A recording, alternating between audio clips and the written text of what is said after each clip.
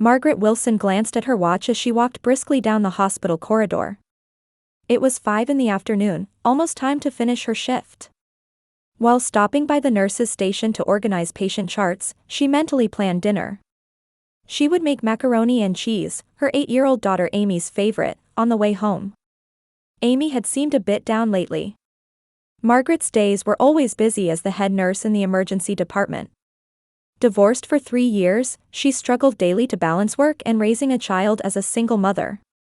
Her ex-husband James rarely visited their daughter since moving to the West Coast with his new partner. Though child support payments arrived regularly, James didn't seem to understand that money wasn't all Amy needed. "Margaret, you've done enough for today. You can go home now," her colleague Susan called out. Margaret smiled and nodded. "Thanks. I need to pick up Amy." "Where is she today?" "At your mother's." "No, at my grandmother's," Margaret replied. "Amy often visits her grandmother after school." Susan nodded understandingly. Margaret's family dynamics were somewhat known at work. She occasionally vented to colleagues about her complicated relationship with her mother Carol and sister Helen. As Margaret drove, her phone rang. The screen displayed "Mother." After a moment's hesitation, she pressed the answer button. "Hello, Margaret?" Her mother Carol's voice always carried a subtle critical tone. "I'm calling about Amy." Anxiety flashed through Margaret's chest. "What's wrong? Did something happen to Amy?" "She's been leaving books strewn all over Ruth's house again. I told her to clean up, but she won't listen." Margaret sighed. While relieved this wasn't an emergency, she was tired of her mother complaining about trivial matters as usual. "All right. I'll pick her up right away." After hanging up, Margaret counted mentally to regain her composure. Her mother Carol and sister Helen lived in an apartment in the same town since her father's death. Carol's attitude had grown increasingly cold since Robert died of a heart attack 10 years ago. She was particularly critical of Margaret, constantly complaining about everything from her parenting methods to career choices. In contrast, Margaret's grandmother Ruth was the only ally who consistently showed understanding toward her and Amy. Intellectually curious, kind, and wise, Ruth was Margaret's most reliable support whenever she faced life's difficulties. As she drove toward her grandmother's quiet residential neighborhood, Margaret confronted her complicated feelings. Ruth had considerable assets and her will primarily designated Margaret and Amy as beneficiaries. Carol and Helen knew this and were clearly dissatisfied. "Why are you the favored one?" Helen had once blurted out while drunk. "We care about Ruth too." In reality, however, neither Carol nor Helen had visited much until Margaret began bringing Amy to see Ruth several times a month. For Margaret, her relationship with her grandmother had nothing to do with money. Ruth was her emotional pillar and literally a grandma to Amy. Still, Margaret made efforts not to worsen her relationship with her mother and sister, partly to prove she wasn't spending time with Ruth for financial gain. When Margaret parked in front of her grandmother's house, she suddenly noticed her mother's car in the driveway. Since Ruth's health had deteriorated recently, Carol and Helen had started visiting frequently, claiming they were helping with caregiving. Margaret had mixed feelings. While grateful they were looking after her grandmother, she couldn't help doubting their true intentions. Opening the door, she heard Amy's voice from the living room. Her daughter sat on the floor, reading a picture book to grandmother Ruth, who was seated in a large armchair, listening to Amy's story with a peaceful expression. However, her complexion was noticeably worse than before, and she looked thin and frail. "Mom." Amy noticed Margaret, put down her book, and ran to her. "I was reading Alice in Wonderland to Grandma." Margaret hugged her daughter and replied, "That's lovely." She approached Ruth and kissed her cheek. "How are you feeling, Grandma?" Ruth smiled weakly. "I'm glad you came, Margaret." Carol and Helen emerged from the kitchen.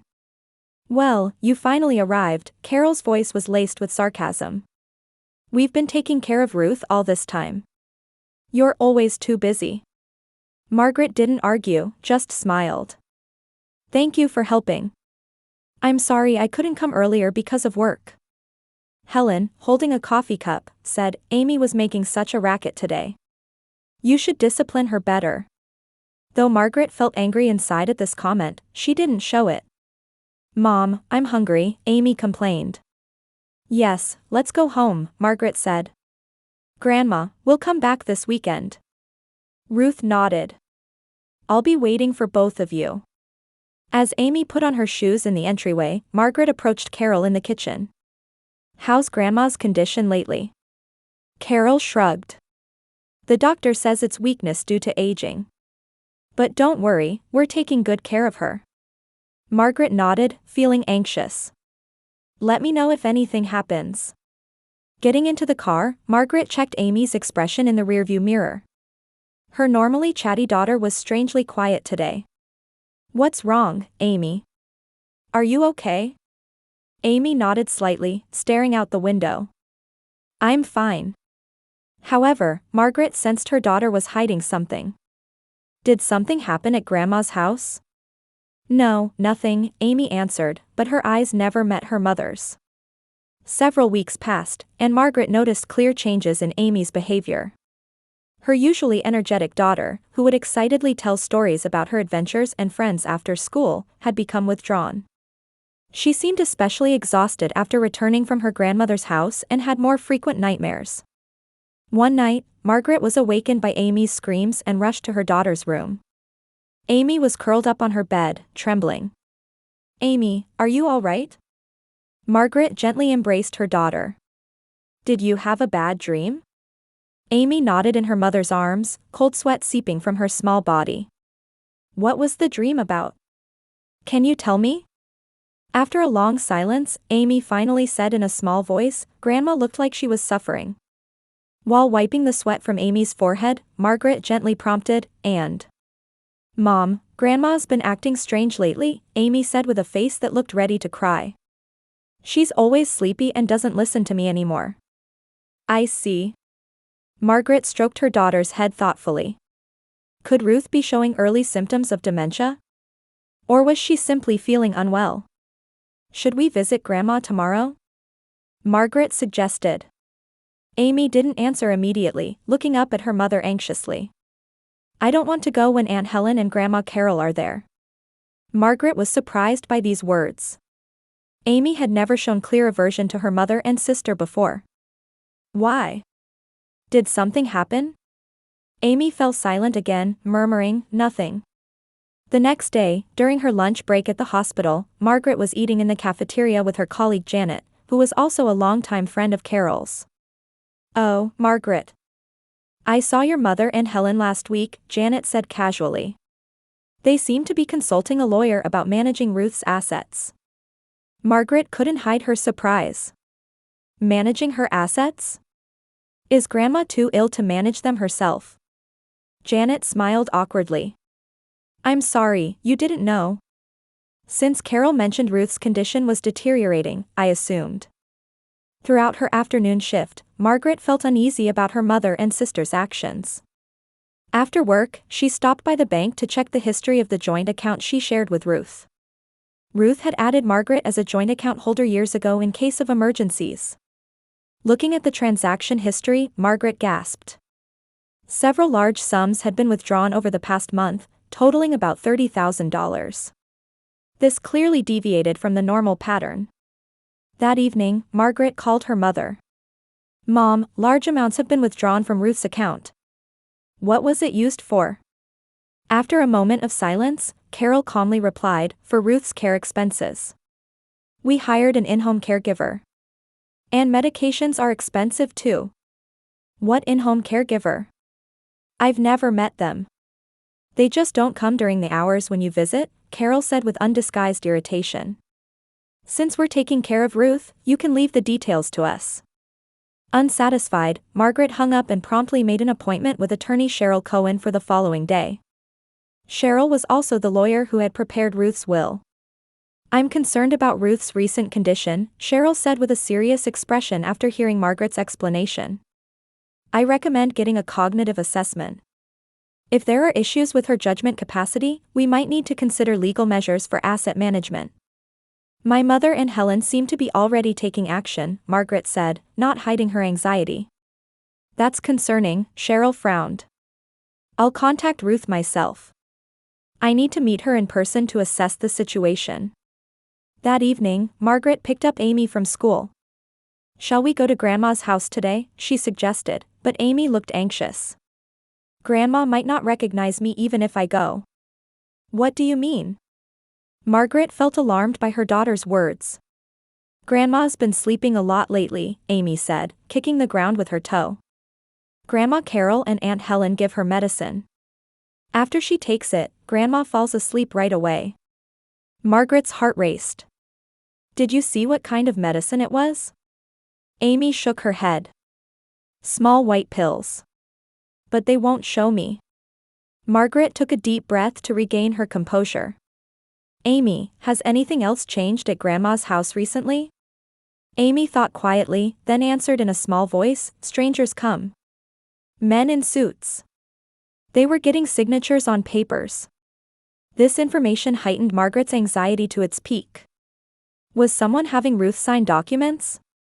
While she was under medication and not fully conscious. Amy, let's go see Grandma today.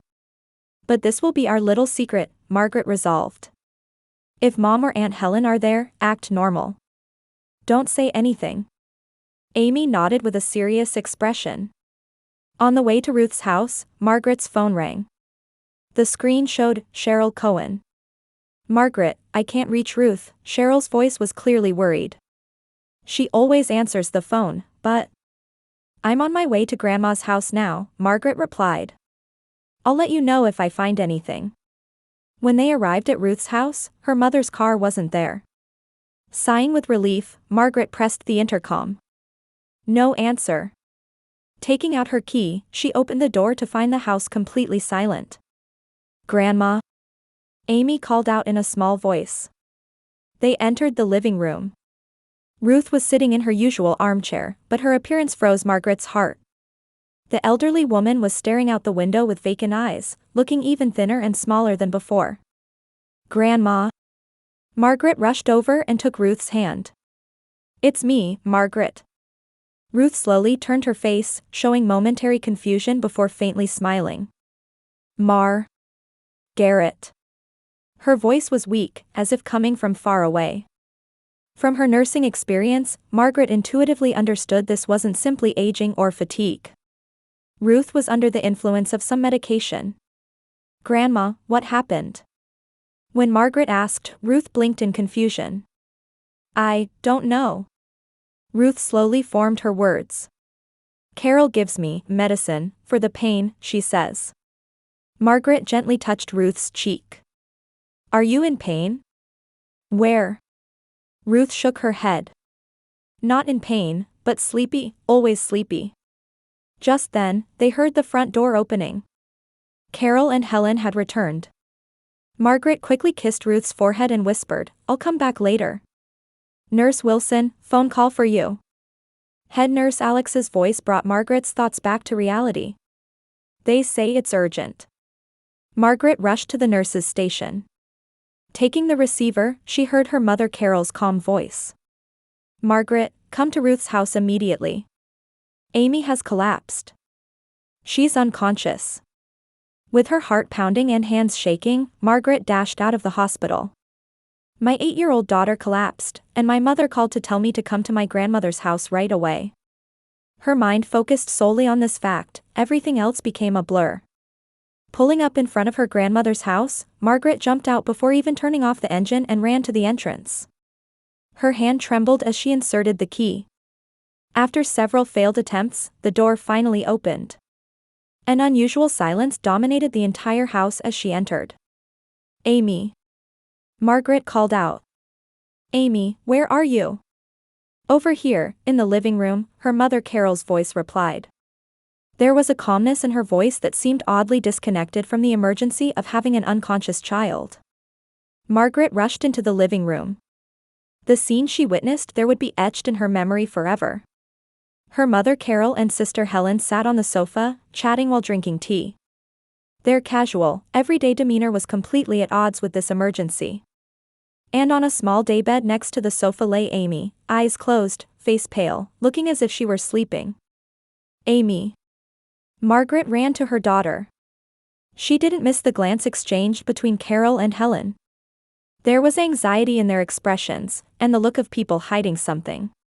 What happened? What's going on? Margaret demanded, taking Amy's hand. My, you're being dramatic, Carol said. She's just tired and sleeping. That's right, Helen agreed. It's nothing unusual. Margaret checked Amy's pulse and breathing. Her pulse was weak, her breathing shallow. My mother and sister laughed and said, "See, she's weak in body and mind, just as we thought." Margaret placed her hand on her daughter's forehead as she heard their words. There was no fever. But this was clearly not a normal sleep state. This isn't normal, Margaret raised her voice. What happened? Why did Amy collapse? Carol and Helen exchanged troubled looks. There was a hint of panic in their expressions. They exchanged glances and seemed to communicate something with their eyes before Carol spoke. Oh, it's nothing unusual. Being your child, of course she's weak in body and mind. Margaret felt intense anger at these words. After the divorce, her mother had often criticized Amy's sensitive nature and Margaret's parenting methods. But now wasn't the time for such arguments. When I asked why she collapsed, my mother just laughed lightly and said, "She just fell asleep before we knew it." What do you mean? Margaret narrowed her eyes at her mother. You said on the phone, Amy has collapsed. She's unconscious. Oh, did I say that?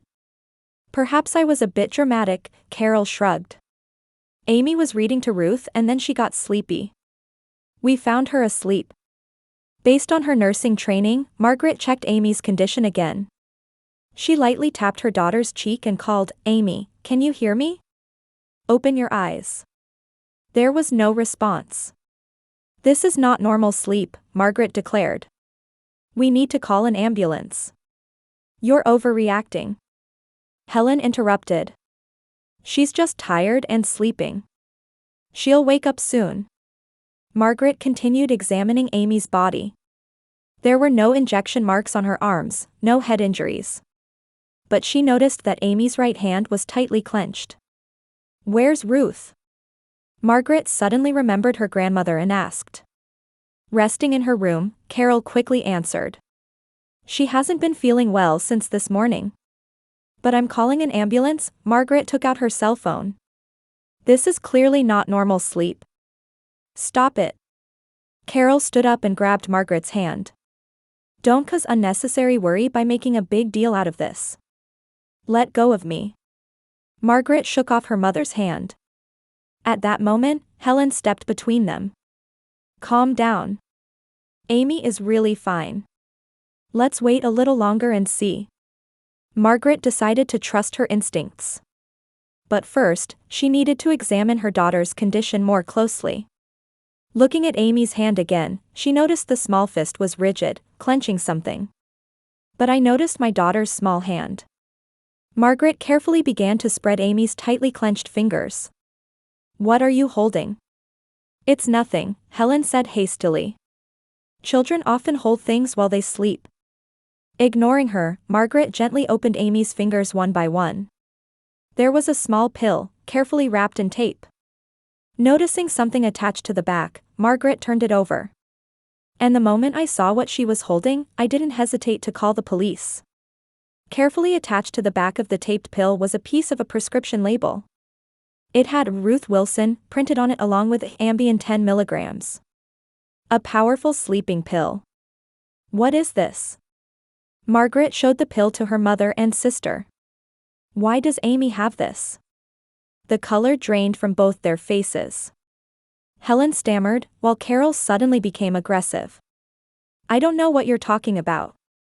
Amy must have picked it up somewhere. Margaret organized the situation in her mind. Her daughter lay unconscious, clutching a powerful sleeping pill prescribed to her grandmother. Recently, her grandmother had always seemed drowsy. Her mother and sister were clearly hiding something. What did you do to Amy? Margaret's voice trembled. Did you give her this medicine? Don't talk nonsense. Carol raised her voice. We would never do such a thing. Margaret checked her daughter's pulse again. It was weak but stable. She slowly picked up her purse from the table and casually took out her cell phone. Amy seems okay, she said, feigning calmness. I'm going to use the bathroom for a moment. Once locked in the bathroom, Margaret immediately called the police. In a low voice, she explained the situation and requested an ambulance and police officers. My 8-year-old daughter is unconscious and holding a prescribed sleeping pill. My grandmother may also be being drugged. After the call, Margaret took a deep breath to calm herself. Then she returned to the living room and sat beside Amy. Carol and Helen looked clearly anxious, frequently exchanging glances. Amy holding this pill wasn't a coincidence, was it? Margaret said quietly. She was trying to tell me something. What are you talking about? Carol's voice shook. It was just a coincidence. Margaret looked at her mother and announced, the truth will come out soon. I've called an ambulance. What? Helen exclaimed. Why? We told you she's fine. I'm not going to risk my daughter's life, Margaret said firmly. And the police are coming too. The remaining color drained from Carol and Helen's faces. They fell silent and huddled at the end of the sofa, distancing themselves from Margaret and Amy. Margaret gently stroked Amy's small cheek and whispered, "It's okay, Mom will protect you." Then she looked coldly at Carol and Helen. I won't let you near Ruth or Amy ever again. Soon the doorbell rang, and 2 uniformed police officers and paramedics stood at the entrance. Margaret invited them in. This way, she led the paramedics to Amy. This is my daughter Amy. She's unconscious, with a weak pulse and shallow breathing. Regaining her composure as a nurse, Margaret explained the situation to the paramedics. I suspect an overdose of sleeping pills. She was holding this. She handed over the taped pill in an evidence bag. One of the officers, Officer Johnson, approached her mother and sister. I have some questions for both of you. Could we talk in separate rooms? Though Carol and Helen resisted, the other officer, Officer Morris, remained in the living room watching them while Officer Johnson took Carol to the kitchen. Where's Ruth? Margaret asked Officer Morris as she watched the paramedics transfer Amy to a stretcher. Your grandmother? I'll check. Officer Morris went upstairs and began checking each room on the second floor. A few minutes later, a voice called from upstairs, "We need paramedics." There's another patient here. Though anxious, Margaret decided to accompany Amy first. I'm going to the hospital with my daughter. Please take care of my grandmother. Before boarding the ambulance, Margaret approached Officer Johnson and whispered, they were after my grandmother's assets. My mother and sister were drugging her into a stupor and having her sign documents. Amy probably saw something. Officer Johnson nodded with a stern expression. We'll investigate. I'll speak with you again at the hospital. In the ambulance, Margaret held Amy's small hand tightly. With her heart racing, she gazed at her daughter's face almost prayerfully. It's okay, Amy. Mom's here with you. Upon arrival at the hospital, Amy was immediately taken to a treatment room. Preparations for gastric lavage began, and blood was drawn for testing. Margaret found herself surrounded by colleagues, speechless at the gravity of the situation. Sleeping pill overdose, Dr. Linden, the attending physician, said while looking at the blood test results. It's a significant amount, but fortunately it was discovered early. If it had been a little later, she might have experienced respiratory depression. Margaret placed her hand on her chest and exhaled deeply. She'll be okay? Yes, absolutely, Dr. Linden smiled reassuringly. She should regain consciousness in a few hours. She'll likely be discharged tomorrow.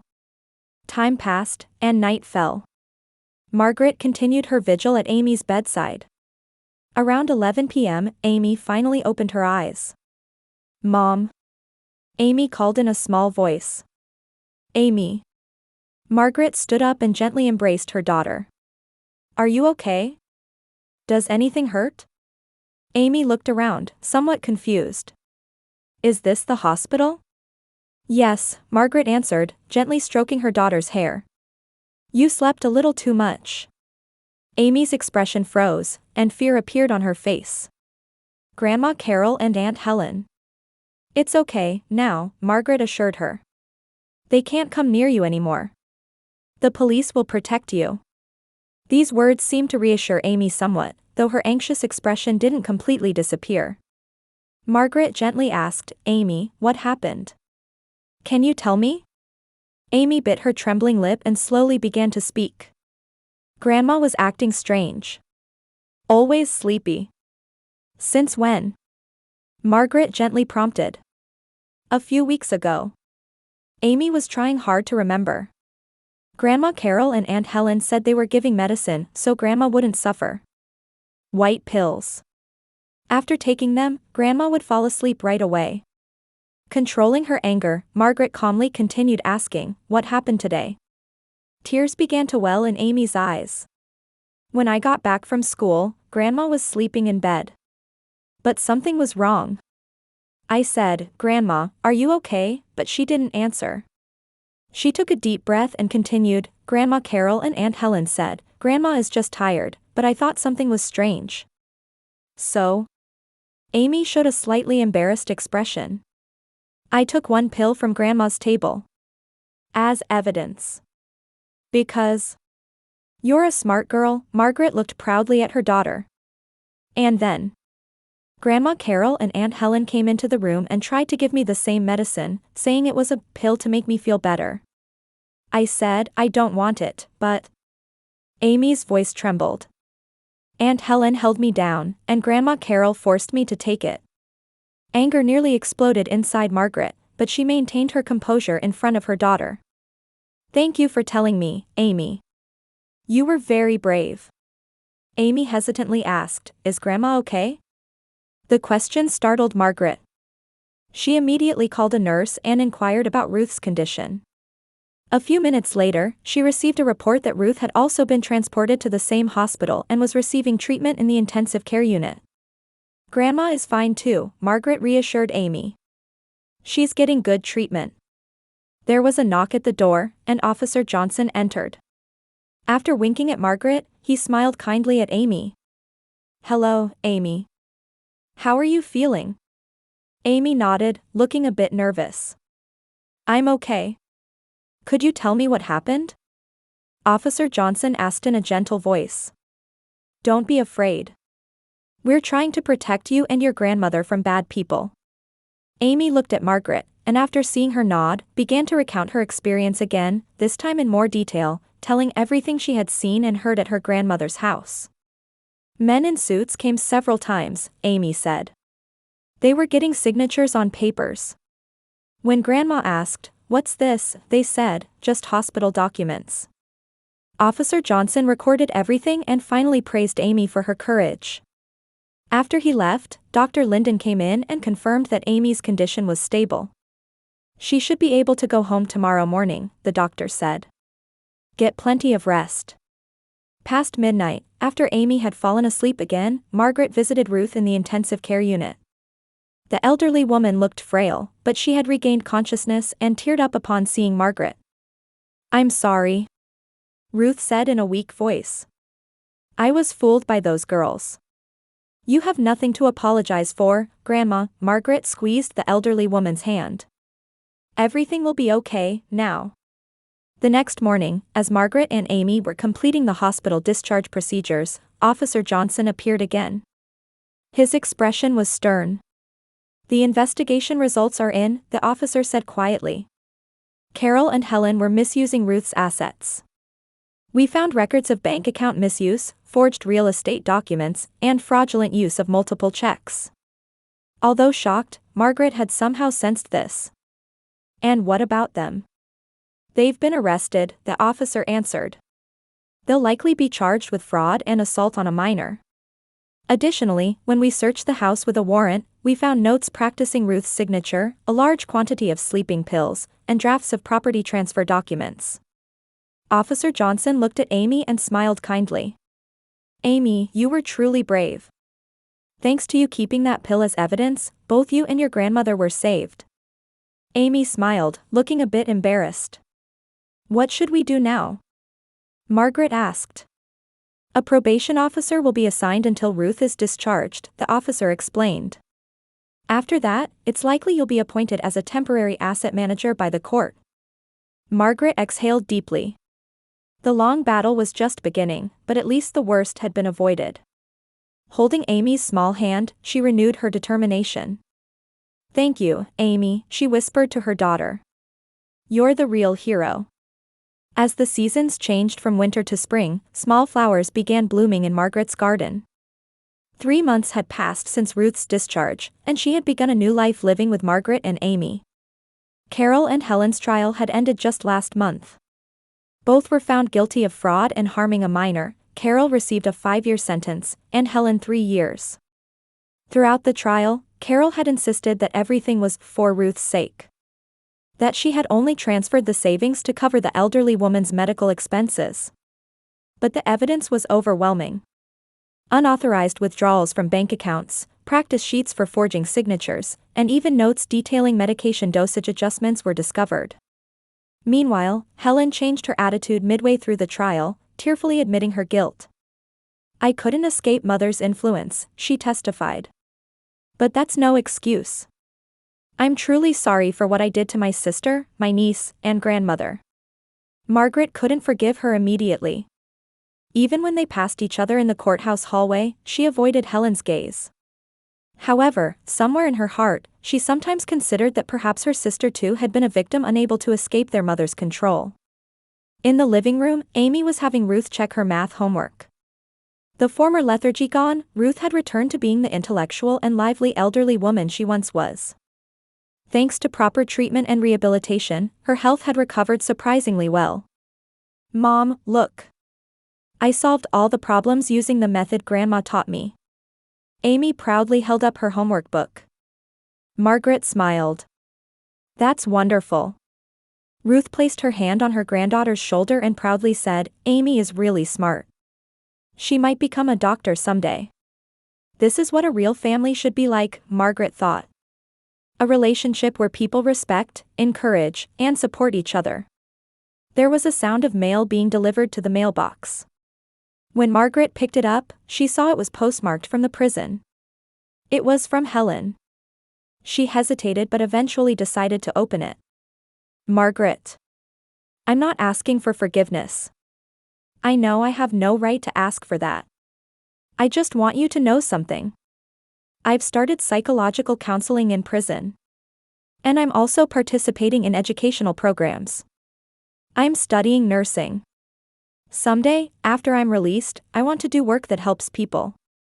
Please give my regards to Amy and Ruth. And know that I sincerely wish happiness for all of you. Helen." Margaret stared at the letter for a while.